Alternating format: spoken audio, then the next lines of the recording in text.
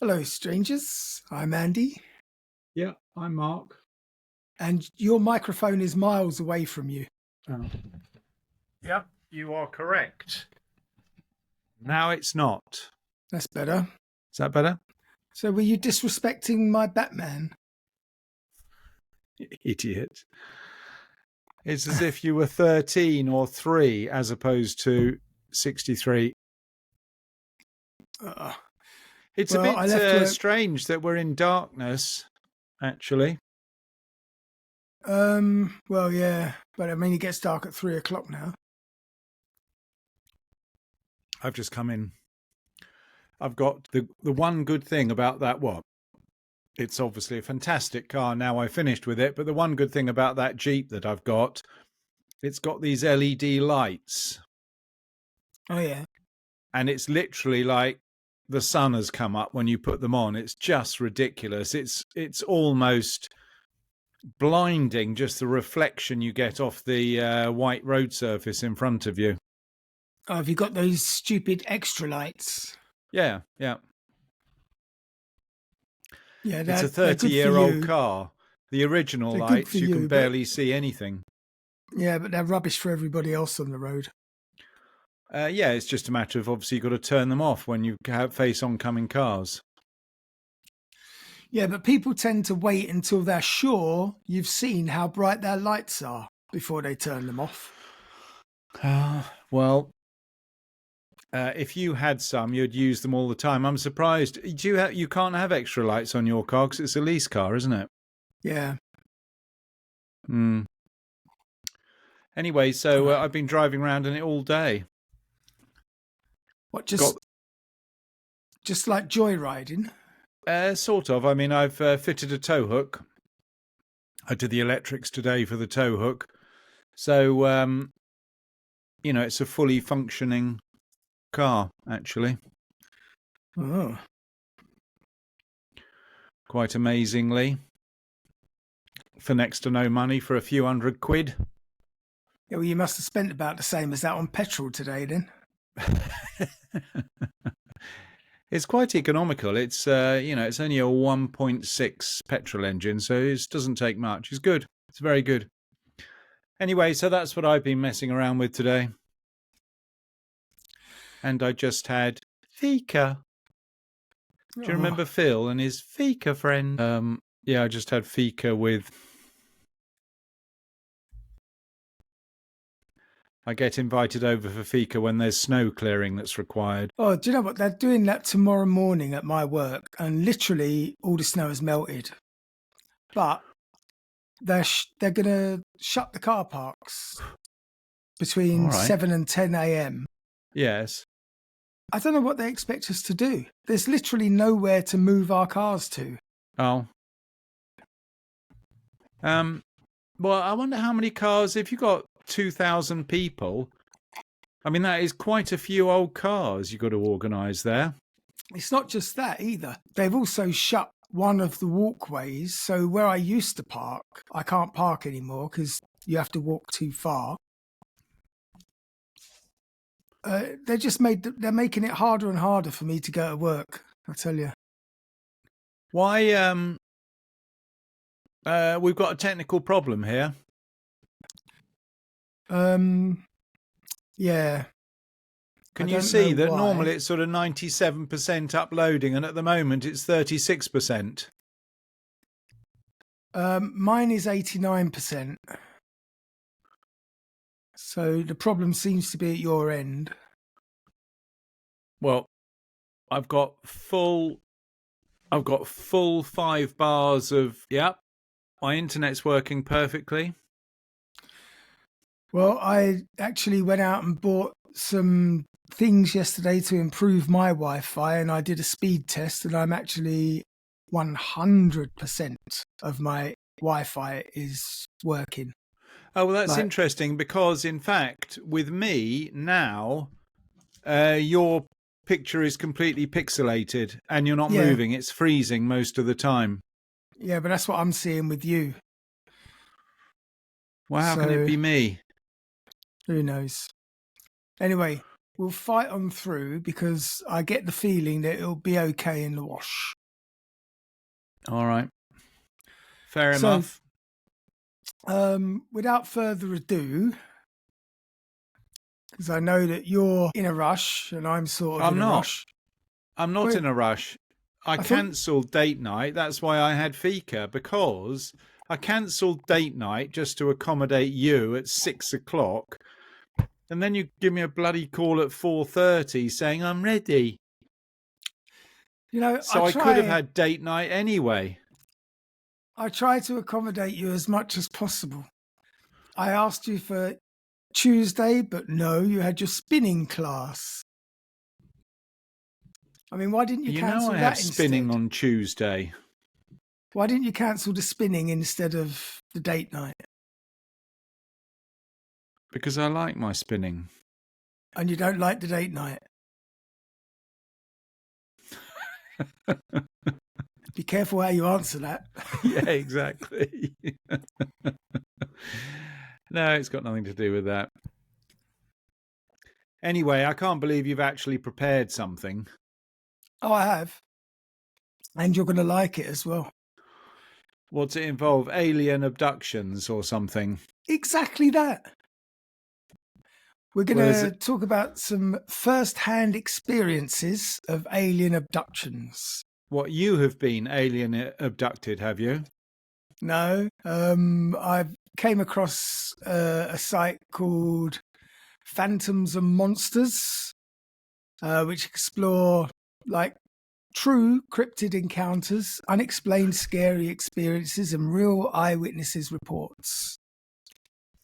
And we're going to go through a couple of the eyewitness reports of alien abductees without giggling. Where did this take place?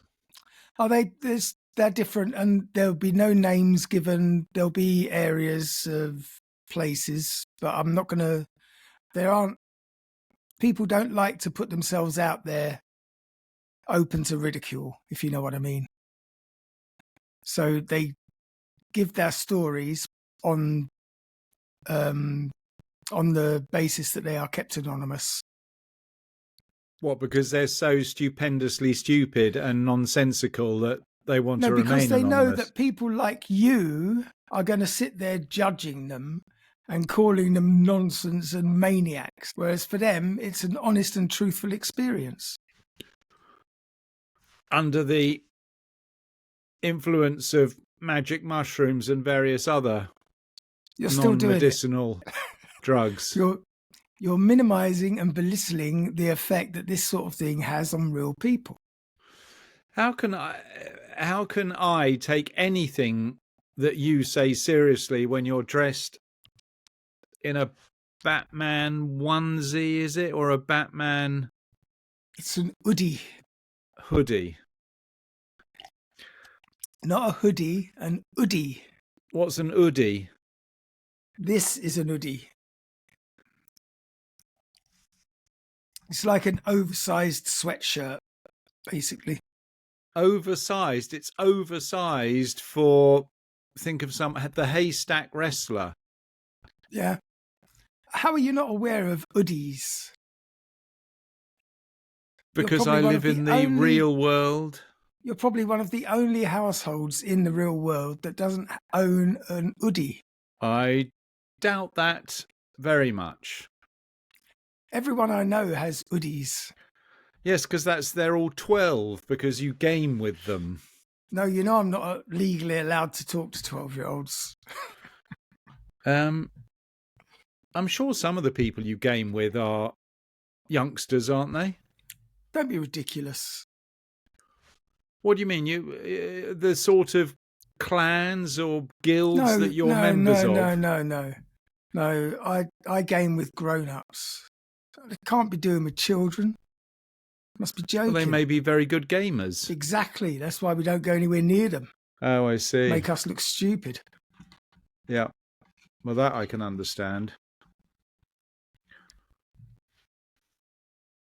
Anyway, back to the meat of the matter. So we're going to talk about a few cases of alien abductions. And these are true stories given by people who believe everything they say is true. Do you describe them as true stories just because they're true in the mind of the person who's telling the story? That's basically what I just said. Allegedly true stories. Like Oprah Winfrey would say, it's your truth. Yeah. She would say that, would she? Yeah, that's what she said to Meghan Markle, wasn't it? Famously. You want to tell us your truth instead of what she should have said, which was, why don't you tell us the truth? Exactly. Well, there is no subjectivity in truth. Truth is truth. There's no your truth and my truth. No, but there is now because bloody Oprah Winfrey invented it. Is she still around, Oprah Winfrey? Yeah, but she does. I don't know if she's still active on the TV like she used to be. She's certainly not as popular as she used to be. I think people have had enough of her pretending to be one of them when she's really not. Nor is Greg Wallace. He's not very popular on the TV. In a bad way. To start with, I heard the story was that he was just telling inappropriate jokes. That's how it starts. That's how they got me. And then did you hear what else he was getting up to? No. I heard he was prancing around in front of the female contestants wearing just a sock on his willy and nothing else. Oh dear. I mean, I don't know. That would have just been hijinks in the 90s. Well, no, but I don't know how far it dates back. I mean, this is. I think you have to put these things in the context of when they happened. I mean, just think of what happened in the city in the 80s when I first started, stripograms in the office and things like that. I mean, how offensive was that? I know. That's what I mean. It's, unfortunately, you're not tried in the court of public opinion for when it happened. You're tried because it happened. I mean, in modern times, obviously, I completely understand they are completely inappropriate and unacceptable, but in the context of the time they happened, I don't know. But I think Greg Wallace, I think he's contemporaneous or whatever you call it. It's now. These things happened 2 or 3 years ago. Yeah, I think the general consensus from what I've seen, I haven't really read much about it, but it seems that he is a bit of a dick. Yeah. Yeah. But anyway, sorry, back to this alien abduction alleged truth. So the first one we're going to go to, case number 1, is a woman, and it starts like this. I am a 58-year-old white female, and I have been an abductee all of my life, as my mother was. I've decided to tell my story, or stories, too many to list here. I do have some very pertinent information that, to the best of my knowledge, no one has ever stated in any other reports that I've ever read. The abduction of my husband was as follows. I have never had a memory of him ever being abducted. We live in Gaylord, Michigan. That's unfortunate. In November of 2014, at approximately 2:53 a.m. Hang on. No, it's already bollocks. That's more than approximate. At approximately 7:53 a.m. 2:53 a.m. Yeah, well, that's so. You've only just started, and it's already unbelievable.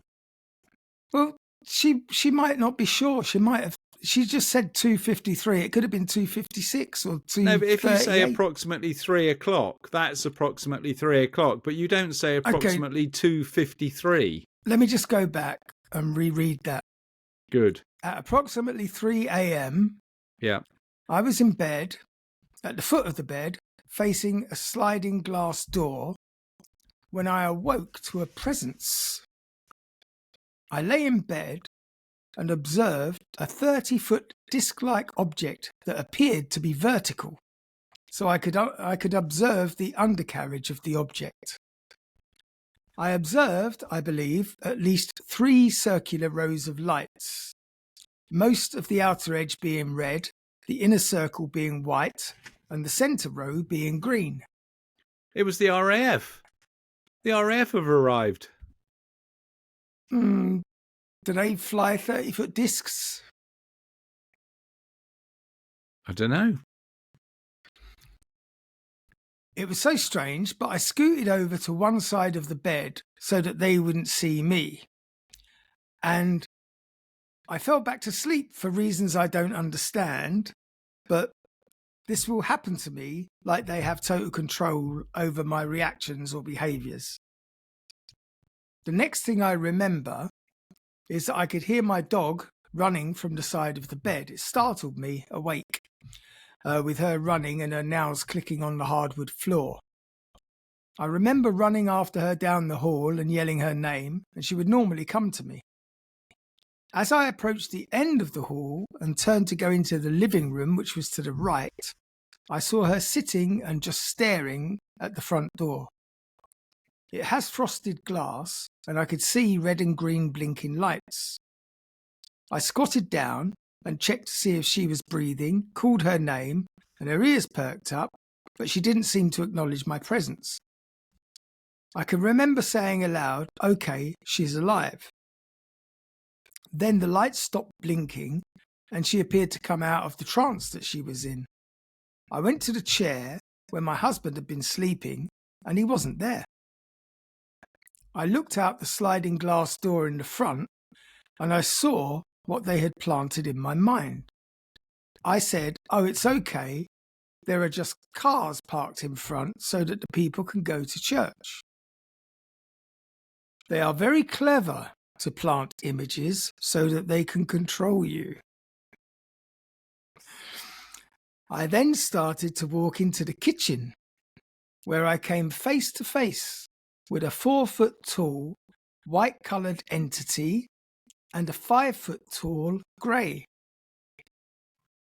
I poked the white entity and said, "What did you do to my dog?" Then, when I realised I poked him, my fingernail went into his skin. So I drew my finger back, looked at my nail, and said, "I'm sorry, I didn't mean to hurt you."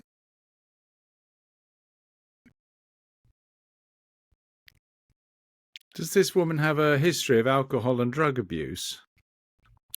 No, this was just one of her many stories of her alien encounters, and that was the end of it. Well, that was it. Yes. She didn't have time to list them all. I thought, but couldn't you? I mean, it felt to me as if I was almost there. Oh, well, that was pretty pathetic. What? Well, that was a great story. No, it wasn't. I mean, the thing is that she got to the point of an alien encounter. She pokes the alien and her finger disappears like she's eating a bit of cake or something, which she probably was at the time. And that's the end of the story. So are you fat shaming her as well? I mean, it's just, what was the point in telling such a story? Well, she sounded perfectly sane to me. Yeah, exactly. Everybody sounds perfectly sane to you. This should have been on this episode 3 weeks ago when we did that ridiculous Reddit thing where people just post complete and utter nonsense. You enjoyed that. I know, but at least we marked it as complete nonsense. Did we though? Did we? Okay, let's try another one. See if this one grabs you by the boo-boos. Well, it's just a matter of having something with some sort of substance. Well, I thought there was plenty of substance. I mean, there was a dog in a coma. There was and I thought vision. You told me the story to start with was her husband being abducted. Yeah, because her husband wasn't in the chair that he fell asleep in. So there could only be one possible explanation. Yeah, he was having a wee. He'd been abducted. He was having a wee. Or he'd been abducted, which was backed up by the fact that there were 2 aliens snacking in the kitchen. On cake that she was obviously Apparently. irritated about. Yeah, because that was her cake. And you can't have my cake and eat it. All right. Go on then, try well- again. It can't get any worse. Ah, Or can it? yeah, you're right. Okay. I lived in a remote area of Trap Rock, New York, on a property that bordered the Central Hudson Power Plant property and the Hudson River. It was October 29, 1977. I had been told by my boyfriend never to turn the lights out, either outside or inside at night. There's no clarification on the whys and wherefores of that. I missed the word. Did he say never to turn the lights out or always turn the lights out? Never. Never turn the lights out. So she was home with her young son, who was 2 years old. It was a ranch house, and it had those heating vents in the ceiling. I heard a loud rumbling noise that I'd heard before. It was so strong that it shook the vents out of place in the ceiling, and I was tired of climbing up and fixing them. It was 7 p.m, my son was asleep, and I turned on the TV and it was all scrambled. I heard the rumbling and humming noises, so I turned all the lights out. I went to the front bedroom window, opened it, and kneeled down looking out towards the river area. I heard what sounded like a horse whinnying in the distance. Why did she kneel down? Well, I guess the window was quite low. Or she just wanted to peep over the parapet so that she didn't make a target of herself. I don't know. So she did the first thing she did was exactly what her boyfriend told her never to do. Never turn the lights out. So something weird happens, and what does she do? She turns the lights out. Yeah, this is the kind of chick you want with you if you're ever in a horror situation, so that you know that you're not going to be the first to die at least.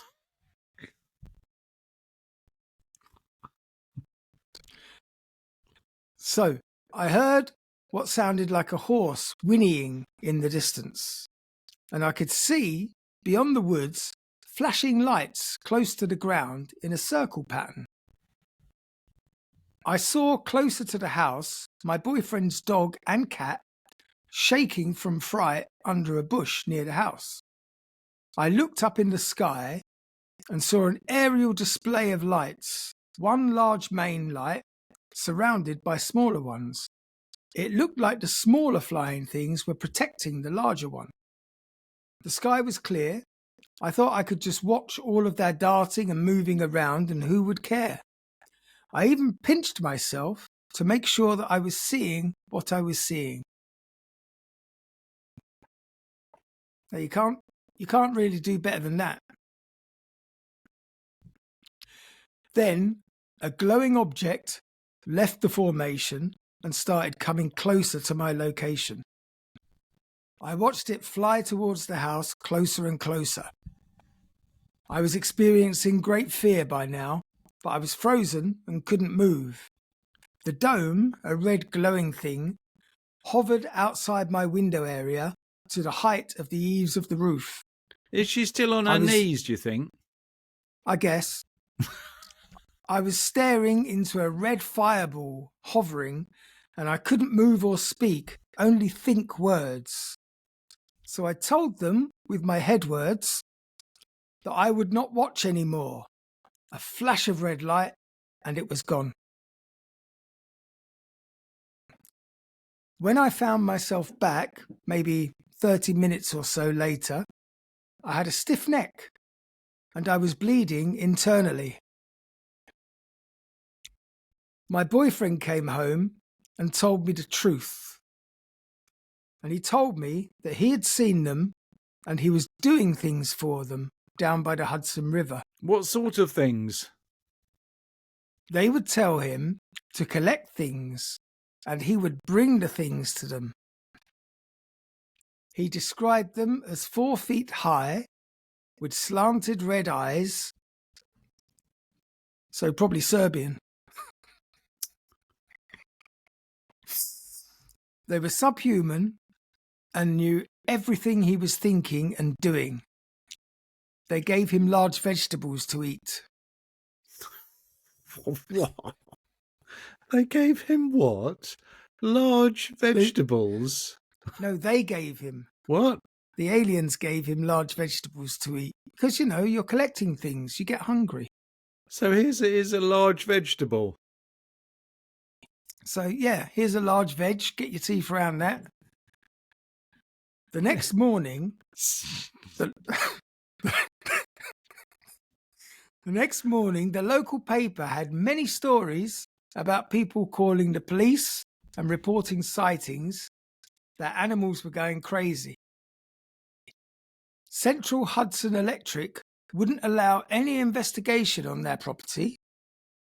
Now, I thought it was all over for me, but it wasn't. To make a long story short, Thank I had God. to go to a doctor. I had to go to a doctor I didn't know, and he told me that I had a perforated uterus. Had a perforated what? I missed that bit. A perforated... A perforated uterus. Oh, I thought it was the boyfriend that went to the doctor. That would be interesting if he had an alien encounter and suddenly he had a uterus. Yep, that's for sure. Anyway, during the exam, which was a few months later, he told me that at least I wasn't pregnant. I was being told that when something happened, I was supposed to wrap it up and put it outside in a certain spot. I had no idea why they told me that until one more month had passed, and one day, out of nowhere, something came out of me. And I did what they told me to do. I wrapped it up and I put it in a certain place. For the next few months, I ignored them. And then we were told that all the houses were going to be demolished, and my boyfriend was given the job to demolish them. I remember that they told me that 3 of them would come to ask me for assistance sometime later. I know what they did. An experiment to find out if they could impregnate humans. They had me reading them all these different books for information. I know that they get you with fear and mind control. They are very intelligent. It was October of 1987 in Monroe, New York, in Orange County. I was listening to the TV about an African-American man who said he'd been abducted. He was illiterate before the abduction, and when I heard him describe the aliens, I went to watch and hear what he was saying. He said that their time is not our time. There's a 10-year difference. My boyfriend was visiting, and he woke me one night afraid and said that he'd heard flying noises and looked and saw UFOs. I told him, "Okay, don't worry." When he had left for a business trip, I was all alone with the kids. One night, I was woken up at 3 a.m. and I looked out of my 2-story front window. Below, on the ground, in full light, were 3 of the same aliens, 4 feet tall with grey bodies. No segmentation of their bodies, and the same slanted red eyes. They were calling my name and asking me to come out. I told them no and went to bed. There was no fear any longer. I looked for them again and figured that they were gone forever. But in 2003, while shopping, a strange lady approached me and invited me, a stranger, to have tea at her house. She said it was important and I had to come. I won't name her, but I went because I was curious. She told me that she was a psychic and had once read for the Queen of England. Impressive. She needed to warn me about the UFO people. I had never said a word to her about what happened to me in 1977 and 1987. She told me that they were evil and that they were not done with me yet. I told her that I was done with them and that if they were not done with me, that was their problem. Now, this was in 2003.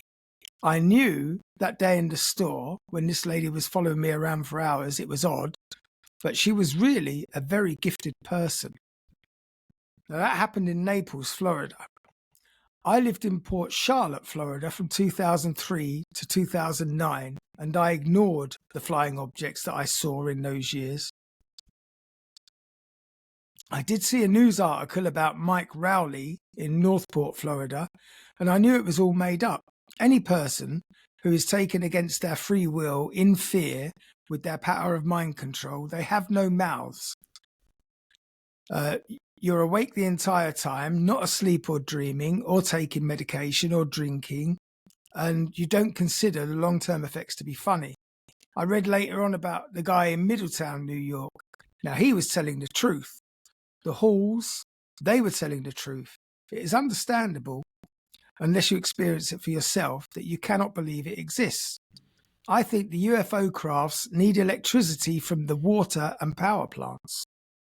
They experiment, they try to breed their people with humans, and perhaps that is what they wanted to show me. I do know that if they want to make contact, they can. But if you show no fear, it lessens their power. I can tell if a person has really been affected by the trauma that such an encounter causes, because I lived it. I've seen UFOs on Alligator Alley coming from Fort Lauderdale to Naples. The craft flew directly over our car. You could see the bottom and all the lights. My husband saw it. My kids saw it. My kids believed what they saw was unusual, but my husband did not. My son's father, who has passed away, told me back in Newburgh, New York, that the aliens think it's funny how stupid we are and how the cause and cure for cancer are so simple and yet we can't figure it out. Is that the end of the story? Yes. That's the end of her alien encounter story. I mean, these people need to seek medical advice, in my regard. Well, clearly not from our doctors, because we can't even figure out the cause and cure of cancer. So, sorry, just going back to the beginning of the story, this is the same woman that something came out of her body, she wrapped it up and left it somewhere for them. Yeah, to be picked up.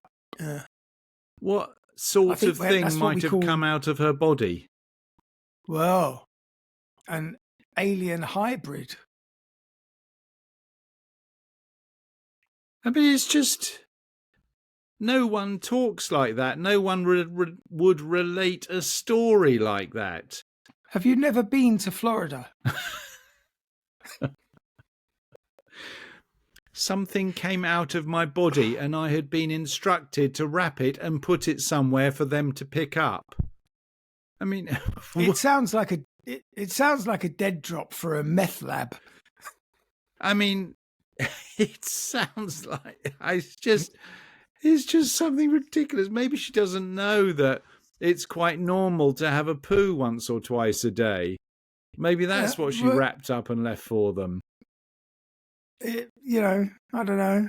I'm not going to judge. Where do these stories appear?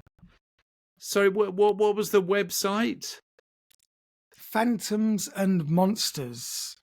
Pulse of the Paranormal. Phantoms and Monsters. This is your source. Listen, it's a great source.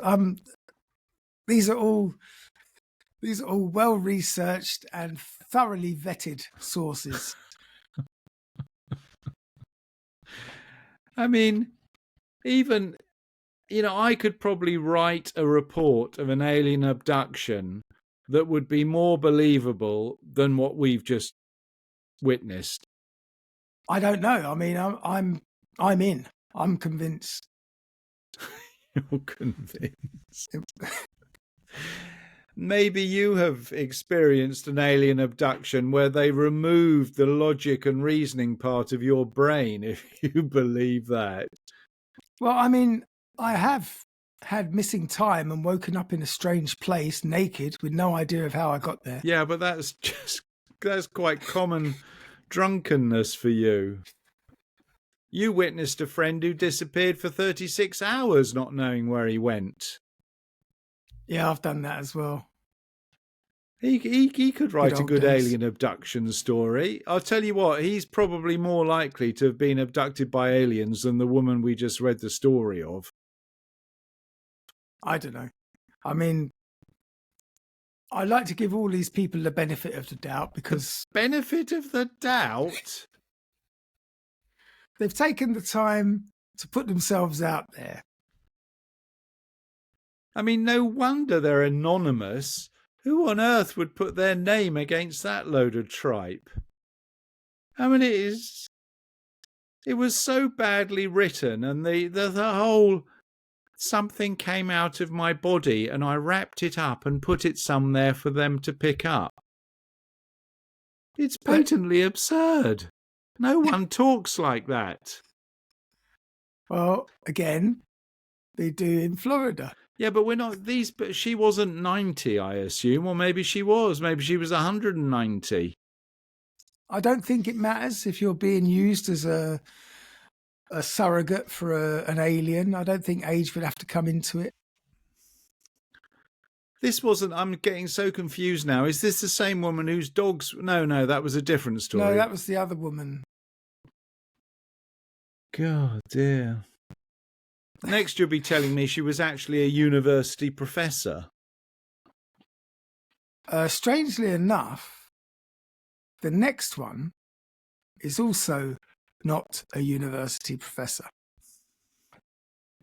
So this one starts with, "Hi. I was first a victim of sleep paralysis over a year or so.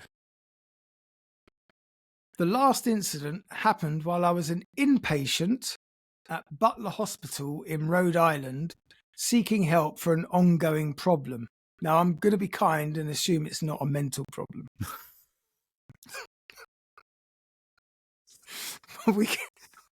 Wasn't that film with Jim Carrey, Me, Myself and I? No, Me, Irene and Me, or Me, Myself and I, whatever it was, where he does escape some sort of mental asylum. That was Rhode Island, wasn't it? I don't know.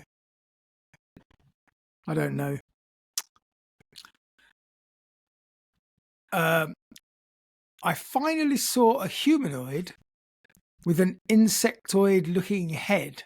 Something like a cross between a man and a praying mantis, I suppose. That's quite a cross. A man and a praying mantis. Yes. So it was a man body, but a sort of praying mantis head. It climbed on top of my chest. What? And crouched. It climbed on top of my chest. How big was this man praying mantis hybrid? Bear in mind, we're in hospital, so we're in bed. I'm assuming we're lying down. So it climbed on top of my chest and crouched there face to face for a minute or so. And and faced where? Face to face. On my chest. His face was on her chest? No. Are you really having that much trouble hearing me? Yeah, because I'm only here. It doesn't make any difference. I'm only hearing every other word. It makes it almost interesting to listen to because I'm just trying to hear what you're saying. He crouched down on her chest, facing... Face to face. Ah, face to face. Right. Then it faded away. I didn't... All I heard was, me. What did he When do? I was finally able to move, I reported what I'd seen to the nurses' station immediately. I was totally freaked out at that point, and it was thankfully my last aware incident of sleep paralysis. And this was in 2006, 2007. At this point, although I have psoriasis, I also now have many scoop marks on my legs that can't be explained medically. I had a recent encounter with an entity that manifested in my apartment. It was like a plasma ball that changed into and seemed to be struggling to keep the shape of a demon-looking shape of plasma. Not long after, my wife called 911 because I was feeling very ill. When I got to the ER, I was possessed by something. It was speaking through me, controlling me, as I ranted about imminent global disaster and humans being like a cancer on the planet and we had little time left. I don't recall everything I said, but it wasn't my words. Something maniacal had hijacked me. However, I felt the emotions like there was a hostile takeover happening soon. I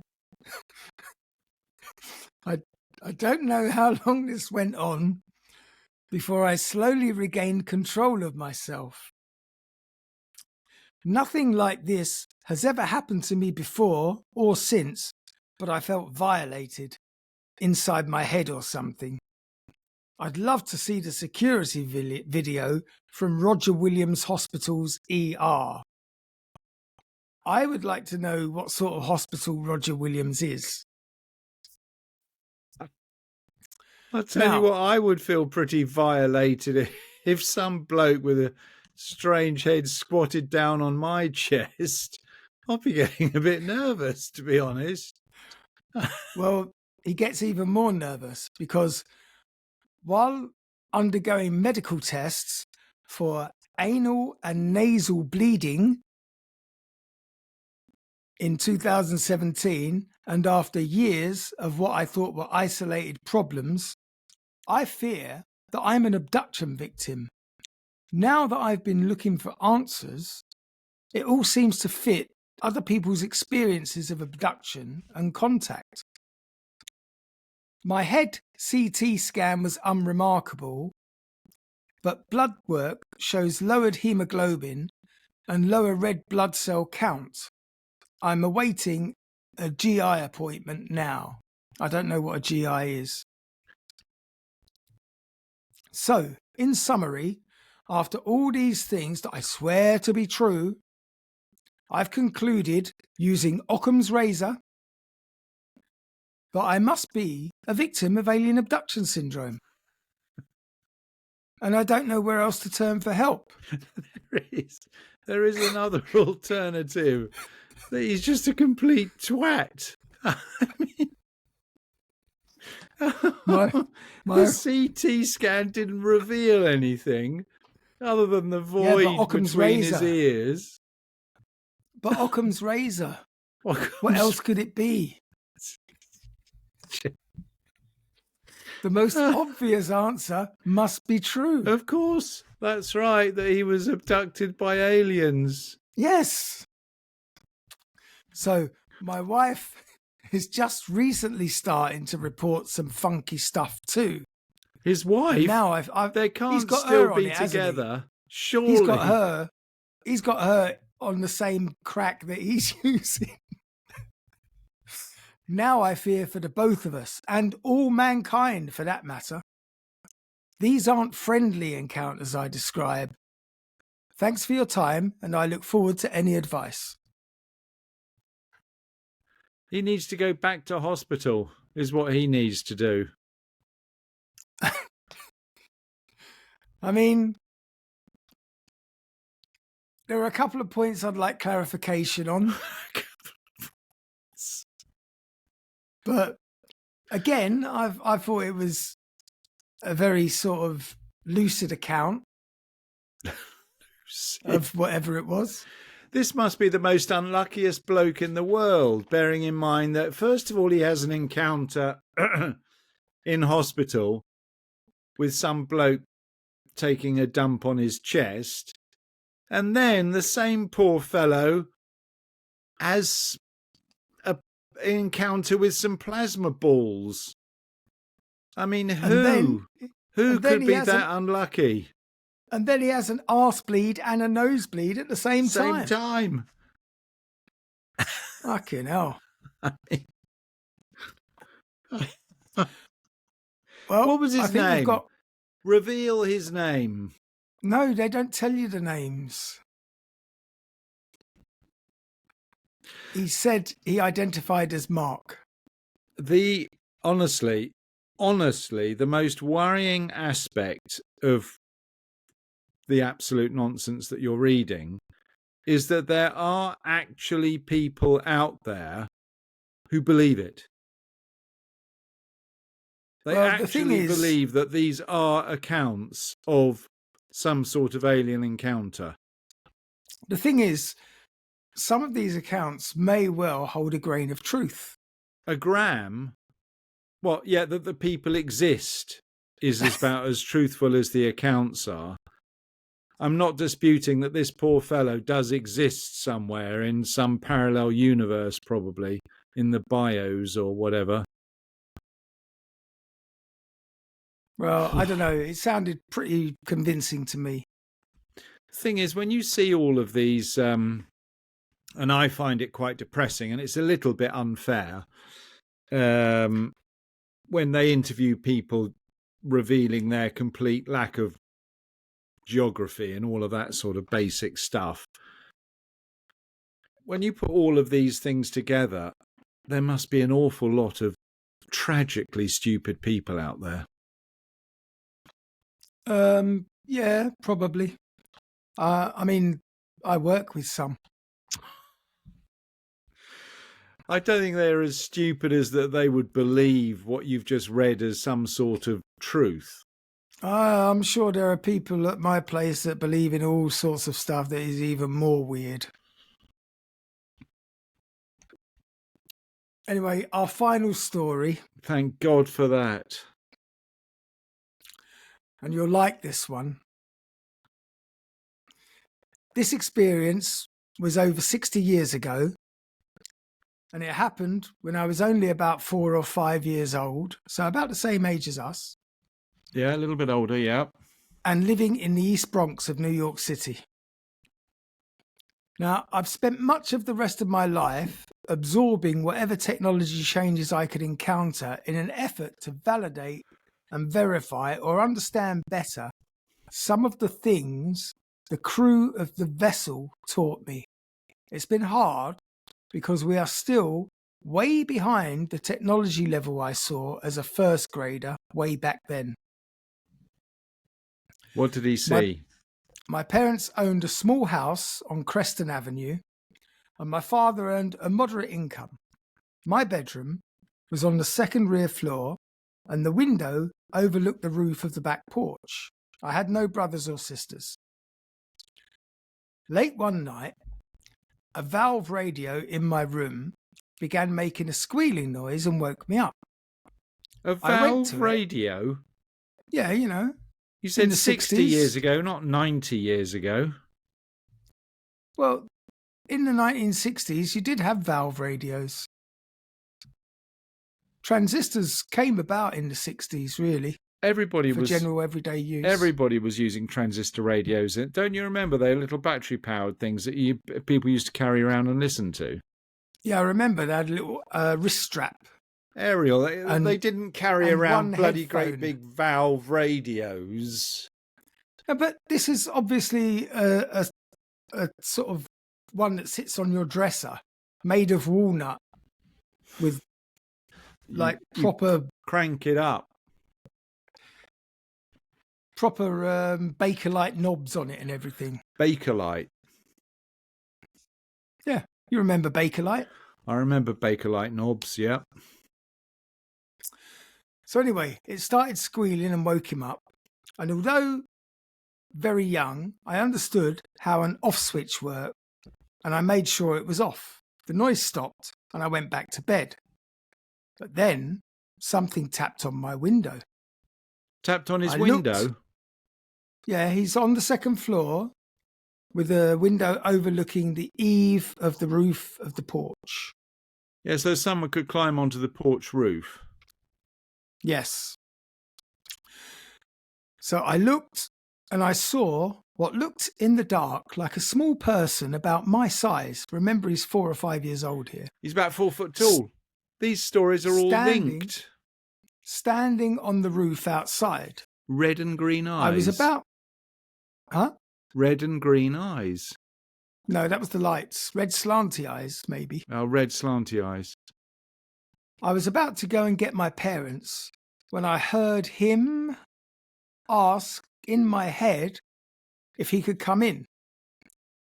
I started to tell him the window was locked and I wasn't big enough to reach the lock. And he thought, it's okay, I don't need you to. And he stepped through the window. That was when I realised that this person wasn't a man.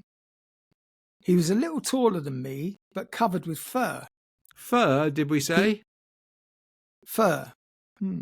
What, like a Wookiee, Ewok? Or a dog? He had a harness. You're going to like this. He had a harness and a utility belt. He is describing Ewok in Star Wars. Yeah, but this is in the 60s. Star Wars hadn't been invented till the 70s. Maybe that's where George Lucas got his ideas from. Yeah, this might be George Lucas. So he had this harness and a utility belt of some kind. I was shocked, of course, because the glass had just kind of waved a little bit, but reformed as he stepped through it without breaking it. And I got a little scared and was about to scream for my parents when I heard him or felt him think, it's okay, I'm a friend and I just want to talk a little. That's a trap. I was going to say, my God. I just want to talk a little bit, Johnny. Yeah. Would you like to see the kittens in my truck? That was when Did this lead to an arrest? I certainly hope it did. The long and short of it was that he pointed to a light in the sky over an apartment building on Morris Avenue to the west and asked me to come with him to their ship to talk. And he promised that we would be back before my parents would even notice I was gone or get upset. That was when I realised there were 2 more just like him on the roof outside my window. I remember feeling pretty calm about it and quite curious too. Yeah, I bet, yeah, if I was 5 years old and I had 3 alien people saying, come with me, Johnny, I promise you'll be back for tea. Oh, yeah, I'll feel pretty calm about it as well. You probably would.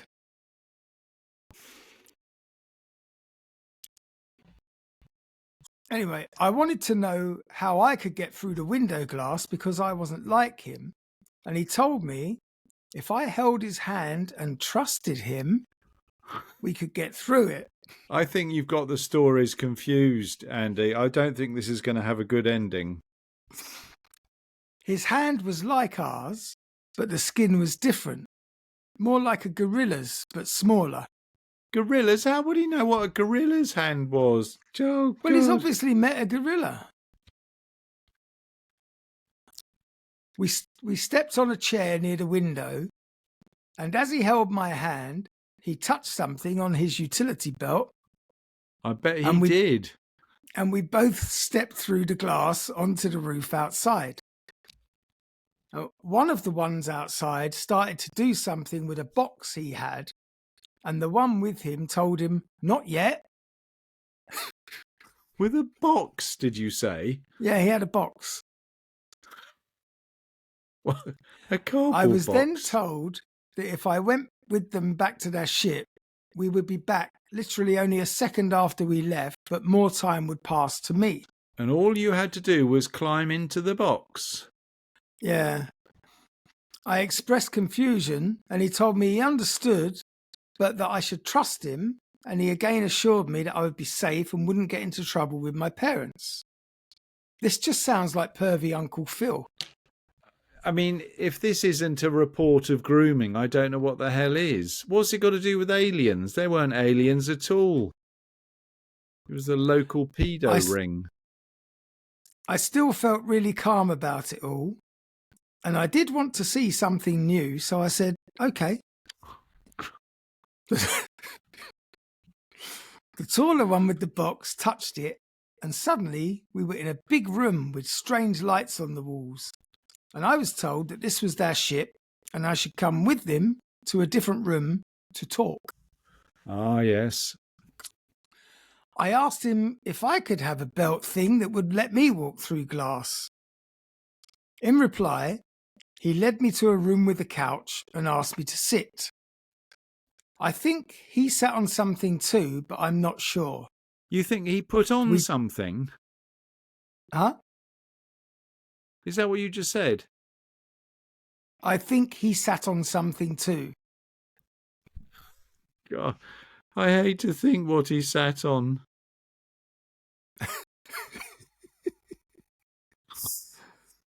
We talked. He asked me about my life. I asked him what he was or where he was from. And he said he was from here, but he hadn't lived here for a very long time, and all his people left here long ago. He asked me a lot of stuff that I knew nothing about. He asked me because I'm only 5. Yeah. He asked me what the sun burned, and I didn't know, and he told me it burned like gas, and I asked if that was true, and if he knew that, why he was asking me. He said something like, technical level assessment test.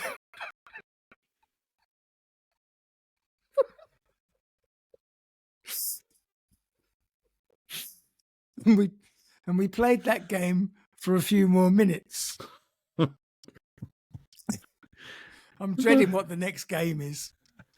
I should maybe have read this through a bit more thoroughly before I started. Are you sure this was on Monsters and Something site? Something else, entirely different and not radiating friend at all, came into the room and asked him things that I couldn't understand. It was like knowing someone is talking to someone in the next room, but the wall is dulling the conversation so you can't follow what they're saying. I think the new entity may have been what the popular culture calls a grey. I can't get a clear picture of him in my head 60 years later, but I think it was a grey. My host and the grey had a heated but short discussion. Afterwards, my host told me that the grey, I'll call him that, wanted me to take something inside me when I left. Oh. Well, what's this grey thing? Well, because there's two types, isn't there, of alien visitors. There's the furry monkey. Yeah, exactly. I thought this was a furry monkey with his harness. Yeah, but the other one was a grey. Well, so you got different types of alien in the same encounter? Well, we had them in the same kitchen a couple of stories ago. We had a white one and a grey one. He's got a remarkable memory for a 65-year-old as to what I couldn't name one thing that happened to me when I was 5. Yeah, but if you'd have been abducted by an alien monkey and with a utility belt, you'd probably remember that.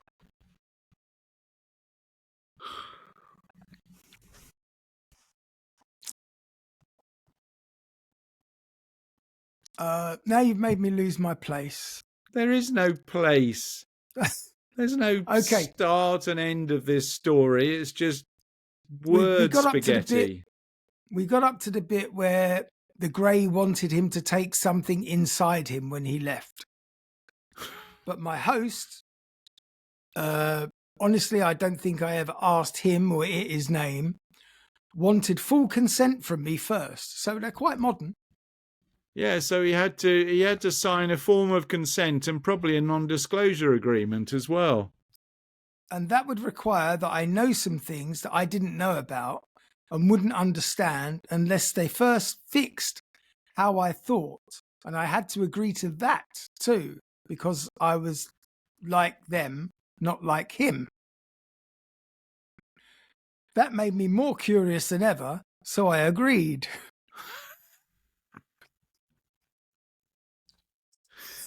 I think we need to leave until next week what they put inside him.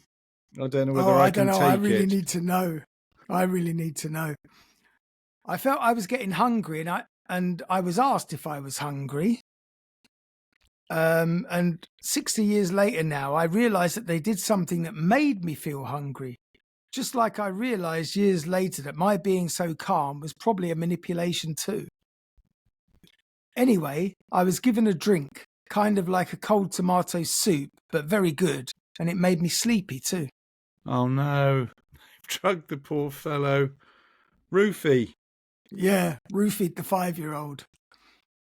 I woke up in the same room, but I now knew about or understood some things that I'd never even thought about or envisioned before. I bet he The didn't. He Greys was were only like 5, the poor fellow. Yeah. The Greys were supervisory. My host was like a medical orderly or something tantamount to that. The Grey who had come in before was more like a military officer / doctor than a doctor who cared about his patients.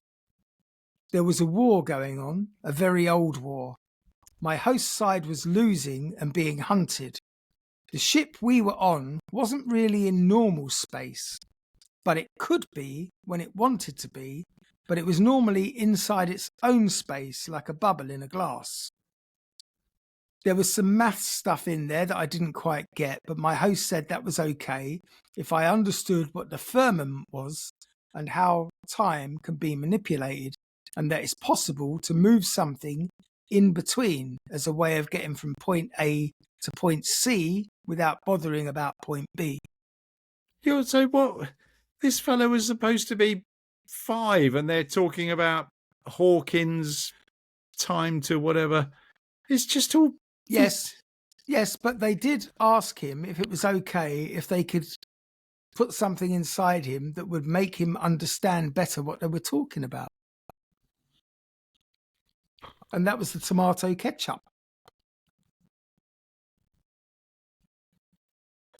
So, our world, this is important, try and keep up here. Yes. Our world was very important to my host because it was his world, but that was a long, long time ago, and his people were no longer on Earth. There were hundreds of his kind on the ship, and many, many more stored as seeds and eggs, and other animals too. The Greys viewed our kind, humans, as constructs made with pieces from other beings, I think he meant DNA, by those hunting this ship. Visiting Earth this way was dangerous for everybody because there were things about the ship arriving at a specific place and time that would signal its presence to anyone who was looking out for these signals.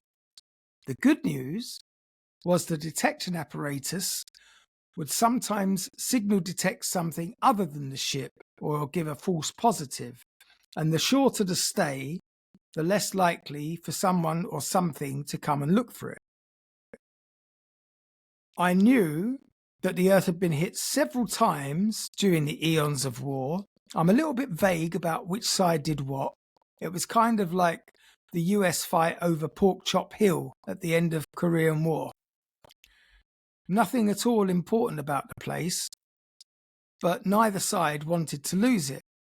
Once one side put a big dust cloud between Earth and the sun, and everything froze for a long, long time, until eventually the dust moved away or was pulled away. In an earlier time, one side invented a cold virus, and almost all of the primates died, and almost all of us died too. My host's people left the Earth around then, maybe a little before, I didn't ask. I just know that his people are basically extinct except for the ones on the ship. I now suspect that he was of the race that we call Homo habilis, but made smarter than the original model. It's all kind of strange. Homo habilis? What's that? Yes. You can Google that if you like. I did. Because you don't know. But it's all kind of a strange bent relativity. Some of what was done hasn't actually been done yet, and some of what was done can be stopped by stopping the future event.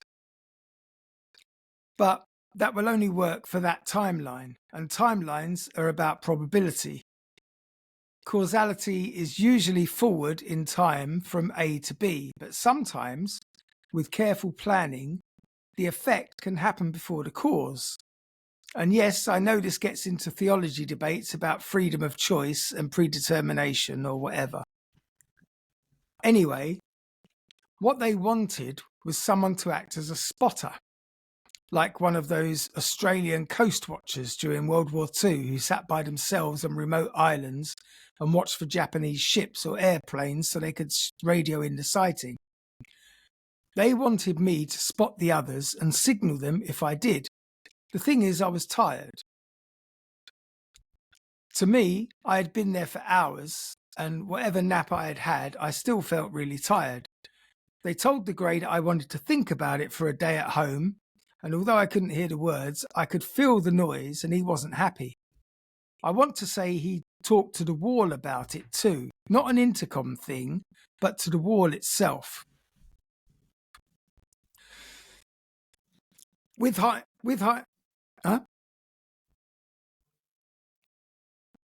hindsight, I'm thinking the ship or the wall was as much an artificial intelligence as it was a wall or a ship.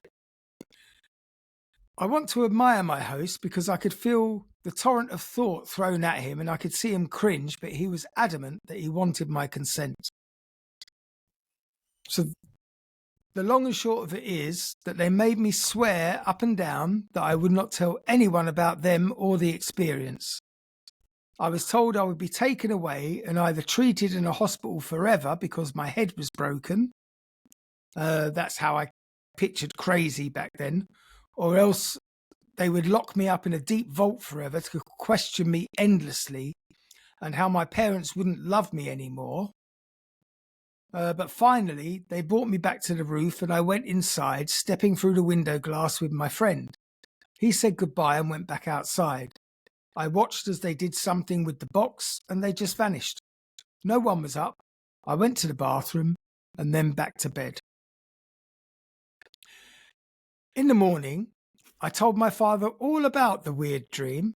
I didn't know it yet, but as a boy, he had read a lot of amazing magazines before joining the USAAF for World War II and was familiar with some of what I now knew about. He was pretty interested. He looked at the window, but other than some waves in the glass that he hadn't noticed before, he didn't see anything wrong with it.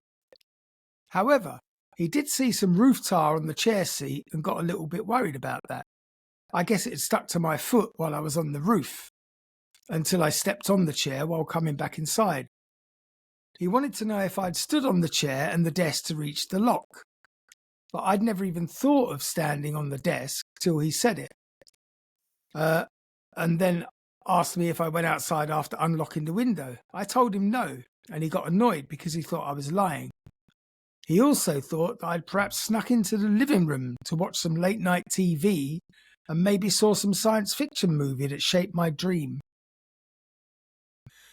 The next few nights, nothing interesting happened at all. In school, we had been learning to associate images with written words and letters of the alphabet. There was a big chart with words under a picture.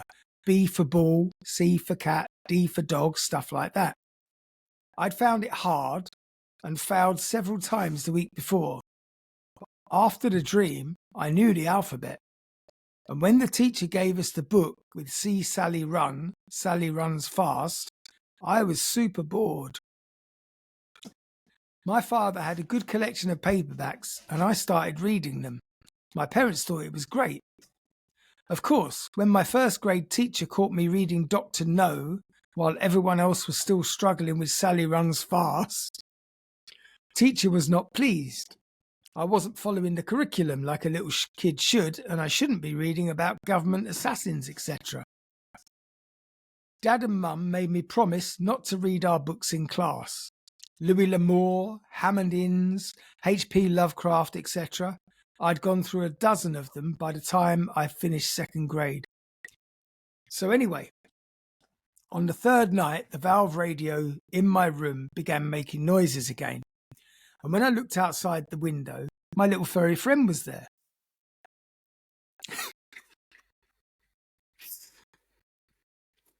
For like 50 years, I thought of them as little furries. No connection. It wasn't until I saw a facial reconstruction of what Homo habilis probably looked like that I recognised my little fuzzy friends. So this time the trip to the ship went pretty much the same as before, but this time the grey was taking the position I was too young for this responsibility because I told them up front I'd ignored them and told my dad everything. And he thinks it was a dream. So the grey discussed it with the ship and maybe some others because he left the chamber and came back and announced the others thought I was too young and it would probably be better just to erase my memory and send me back. My furry friend didn't really like that and thought to me that he didn't like that because sometimes erasing a memory can cause hidden side effects. So once again, they made me promise not to say anything, but also only use the implant one more time and only if I am sure the other race is actually here. For the first time, I was told that the procedure would hurt and that they could deaden some of the pain, but I wouldn't enjoy it. I agreed anyway. A secret outer space signal device. How cool would that be? So the grey did it, and they were right, it hurt. It hurt a lot. Something small, smaller than a pea, and translucent, was stuck through my upper abdomen into a spot just above my liver behind a rib. I got another beverage to drink, and I was told how to activate if the others actually came here. Funny thing is, I have no recollection of being told how to tell an actual arrival from a false report or something I couldn't explain. I was there a long time, I think at least a day, but I don't remember a lot of it. It didn't matter anyway, because when they brought me back, it was only a few seconds after I'd left. So I was a good boy from their perspective for at least a month. I was, 5 years old? How long can you expect a 5-year-old to keep a secret like that or not do something wrong? The grey and the ship were correct. I was too young. Plus, I had all this crap in my head decades before I should. Books I wanted to read that I wasn't allowed to. I couldn't even visit the public library reference section without a parent or a guardian accompanying me. The only part of the public library I was allowed to access was the children's book section. And books about a kid named Sambo turning tigers into butter by running fast, Snow White and the Seven Dwarfs, Ivanhoe, etc. were utterly useless to me. Meanwhile, I'm trying to be good reading newspapers. Some guy named Castro nationalising oil refineries, a French ship blowing up in Havana Harbour, Haiti, East and West Germany, etc., reading the stock market page. My otherworld friends had told me of nuclear wars, and I knew quite a bit about Sputnik and what would probably follow. I was like buttons. A teacher growing upset when I pointed out Hawaii would be very hard to hold in the next war if Japanese mistakes were avoided. Not what you wanted to hear. My mum bought me some shares of stock under the Miners Act, but very sadly, she had let the broker talk her out of the companies I suggested and instead bought me things that the broker suggested. Of course, they later went belly up, and she didn't transfer them when I wanted her to. Anyway, my classmates started thinking I was weird. We're not going to go through the whole bloody live story of this fellow, are we? We're getting there. I probably was weird. I had no proof anything at all had ever happened, beyond being curious about stuff that I'd never cared about, and having zero interest in things that the other school kids cared about. There was only one other kid in school I could talk to, but I didn't talk with him about my little furries. I liked talking to him because he was usually the only one who knew anything about some of the things that I wanted to talk about. One day, the federal government came and took him away. Literally. He'd been classified as a genius, and the government had set up a special school somewhere out west for such children. His father was given a government job, and the whole family just moved away and vanished. I remember one of our teachers telling us on his last day that what his father did was very important to America, and we should all feel honoured that Mitchell was smart enough to get into such a special programme in a special school with others like him. But even back then, it all sounded very scary and creepy to me, so I toned down my act a lot.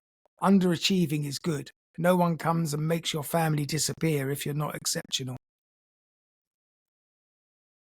That's it. After a month or two, while laying in bed, I decided I must have dreamed the whole thing about the visitors, and just to prove it, I activate the signal device in the way I was told to, and nothing happened, which proved it was all a dream. Then I went to sleep. But I was awakened by a new fairy, shaking me into my bed and commanding me to come with him. I was like, "Who are you?" At the same time, though, I was getting out of bed and walking through the window with him without wanting to. It was very scary. His thoughts were not that friendly, and he was very brusque. In the ship's entry chamber, there were several greys, and they were angry. They were scared too. It had to do with the ship creating a small splash in the firmament each time it transited. The foe might ignore one splash, and they left before learning if there was a reaction to the second splash.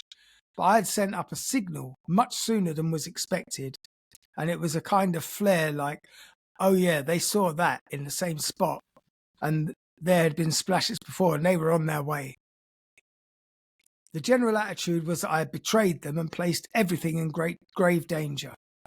I was thinking I didn't believe it was real, that you were all just a dream. I thought you should have given me something physical, something not important, like a uniform button or something that I could look at and touch when I doubted it had happened. It didn't matter. They were pissed, and they were about to erase my memory and also remove the device, and I still couldn't move. I was just standing there totally paralysed. I wanted to move, but nothing responded. I asked where my friend was, and they didn't want to tell me. I got the impression he was being punished for arguing in favour of giving me the device without wiping my memory. After about 15 minutes, he came into the chamber, and we went into the room where the couch was, and I was made to lie down. There was a lot of high-level talk between him and the two greys in the room. I couldn't really tell one grey from the other, but their voices resonated differently in my head. I was finally told they were going to remove some memory, but not all of it, and also remove the signal thing. It hurt. I could feel that the grey didn't care. There was no drink afterwards. I was told they had to leave right away to run and hide and would never again be seen by me. I was returned to my home roof by just one furry, and he didn't go inside with me. He just pushed me, and when I went through, the window cracked behind me. I turned around and he just vanished a second later. The light over the roof of the apartment building on the next block also vanished. I've never had any contact since then. My dad had to fix the cracked bedroom window. I lied and told him I'd been bouncing a ball and hit it by accident. He was annoyed at that, but I was 5 and kids are stupid, right? That was over 60 years ago. I taught myself computers when the Commodore came out, and since then, I worked as a federal police security guard at CIA HQ for a decade. Then I became Pentagon police for a while, then one of their criminal investigators until my wife got sick in 1998. After leaving the government, I became a contracted special investigator for different alphabet soup agencies for a few years. In 2009, I became a contracted declassification reviewer, a job in which I was expected to process 300 pages a day, and I kept that job for a year or so after my wife died of cancer. I just got tired of spending 3 hours or more a day in my car. I'm now diabetic and my eyes can't handle that anymore. So I'm a retired person. My last paying job was working as a morning coffee boy for a local 7-Eleven until COVID-19 ended the morning rush hour crowd. My latest college degree was an AS in firearms technology. Prior college experiences were government administration, political science, and civil engineering, and I have never shared this before.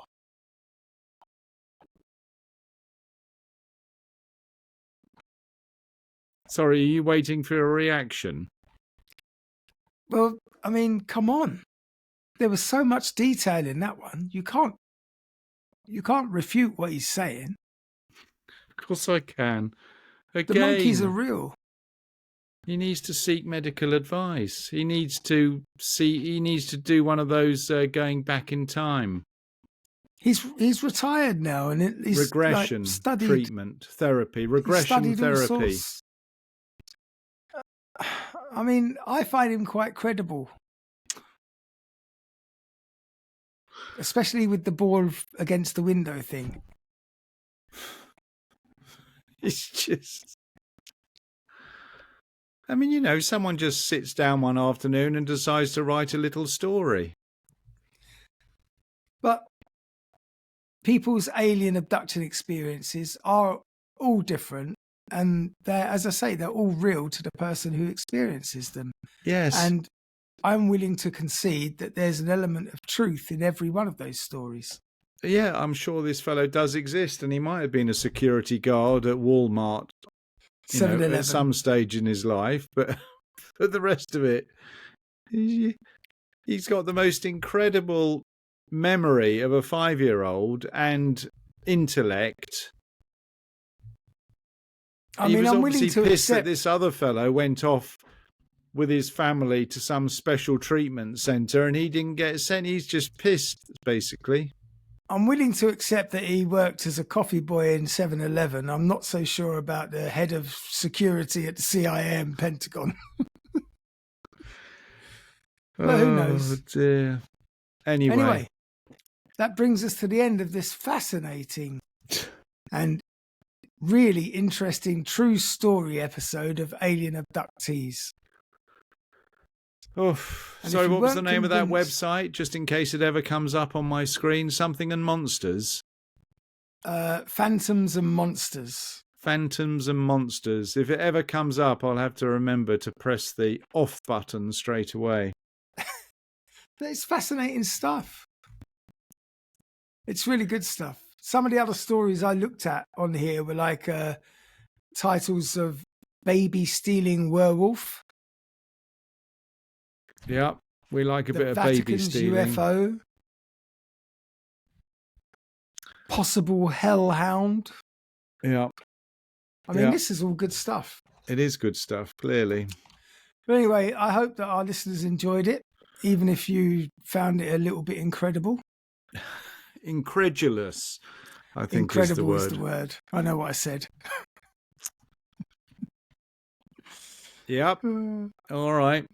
Well done. So, yeah, thanks for joining us for this week's episode of I Was Abducted. Yep. I was abducted by aliens. Hope you enjoyed it, and don't forget, join us next week at the same time, same place. In the meantime, have yourselves a strange week, and if you are abducted by aliens, just send it directly to me, because I love that stuff. Clearly. Don't forget, you can catch us on our socials at strangestuffpodcast.com, Facebook page, and if you want to hear something nasty, you can check us out on Patreon, where there are lots of free episodes, and you can become a Patreon and listen to the others if that floats your boat, and that's at patreon.com/strangestuffpodcast. Have yourselves a great time, and we will see you soon. Goodbye Cheers for for now. Bye for now.